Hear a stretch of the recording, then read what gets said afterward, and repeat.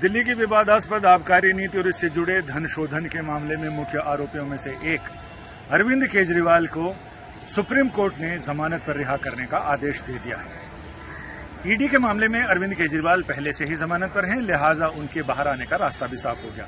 लेकिन इस आदेश के बाद आम आदमी पार्टी के राष्ट्रीय संयोजक के रूप में अरविंद केजरीवाल बाहर तो आ गए, लेकिन दिल्ली वालों को अपना मुख्यमंत्री पाने के लिए तब तक इंतजार करना पड़ेगा जब तक सुप्रीम कोर्ट अपने ही आदेश में संशोधन ना कर दे, यानी उसको मॉडिफाई ना कर दे।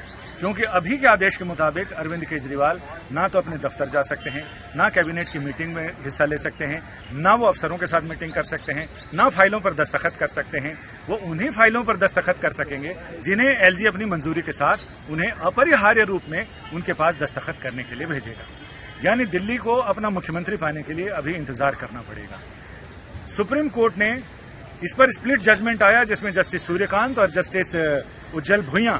जस्टिस सूर्यकांत ने कहा कि अरविंद केजरीवाल की गिरफ्तारी जो सीआरपीसी के सेक्शन 41(3) के तहत हुई है वो पूरी तरह से दुरुस्त है, उसमें कहीं कोई उल्लंघन नहीं किया गया। लेकिन जस्टिस उज्जवल भुइयां ने इसमें अपना मत विरोध जताया है और उन्होंने कहा कि नहीं, उन्हें नहीं लगता कि उसमें उसका पूरी तरह से पालन किया गया है।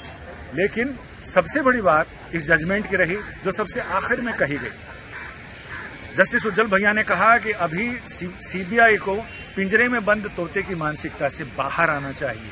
और इस वाक्य के साथ ही मामला 11 साल पीछे इसी सुप्रीम कोर्ट में हुई सुनवाई पर चला जाता है, जब जस्टिस आरएम लोढ़ा की अगुवाई में 3 जजों की पीठ कोल घोटाले मामले की सुनवाई कर रही थी।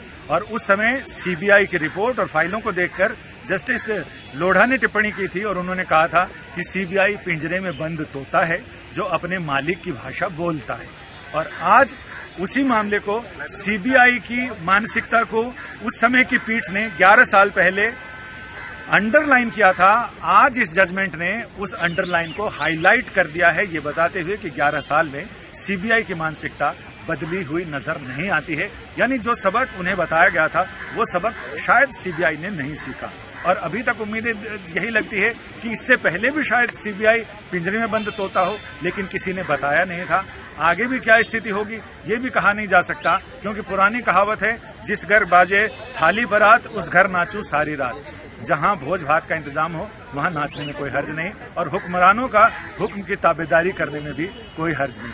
तो सीबीआई इसी चीज को मानती है। और अब सुप्रीम कोर्ट ने सीबीआई मामले में अरविंद केजरीवाल की जमानत पर रिहाई मंजूर करते हुए ये भी कहा कि न्यायपालिकाएं आमतौर से जो सिविल लिबर्टी है, जो पर्सनल लिबर्टी है, उसको लेकर उसके प्रति झुकाव रहता है। और इसी झुकाव की वजह से अरविंद केजरीवाल को जमानत पर रिहा करने का आदेश दिया जा रहा है, क्योंकि इसमें 450 से ज्यादा गवाह हैं और अभी तक ट्रायल निकट भविष्य में शुरू होने के आसार नजर नहीं आ रहे, क्योंकि उसके पहले सभी गवाहों के बयान दर्ज होने हैं। इतने सारे लोगों के गवाहों के बयान दर्ज होने हैं।